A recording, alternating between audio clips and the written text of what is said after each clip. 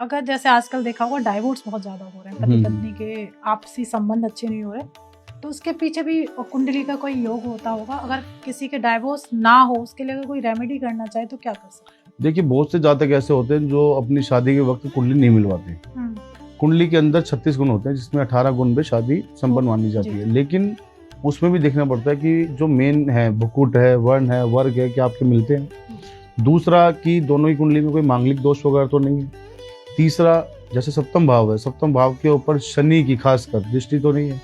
जब ये ऐसे योग बनते हैं तो चाहे कितना भी प्रेम हो, ऐसे में जातक के बीच में ऐसा तनावग्रस्त जीवन बन जाता है कि जिसकी वजह से डिवोर्स रेट हमारे यहाँ ज्यादा बढ़ रही है। क्योंकि पहले आप देखते थे कि पहले कुंडली जरूर मिलवाते थे लोग कि हम अपने बच्चों की कुंडलियां मिलवाएंगे, उसके बाद ही शादी का करेंगे।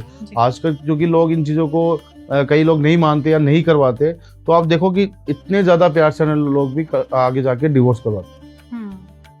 इसके पीछे होने के पीछे रीजन क्या चल रहा है? मतलब आपने अभी कुंडली मिलान कह दिया, पर आजकल देखा जाए तो दोनों ही इक्वल पोजीशन पे चलते हैं, फिर अचानक से विचार मतभेद हो जाता है और ये कंडीशन बन जाती है। देखिए, इनका ग्रहों से रिलेटेड चीजें है तो उनका तो सॉल्यूशन ग्रहों के माध्यम से हो जाता है।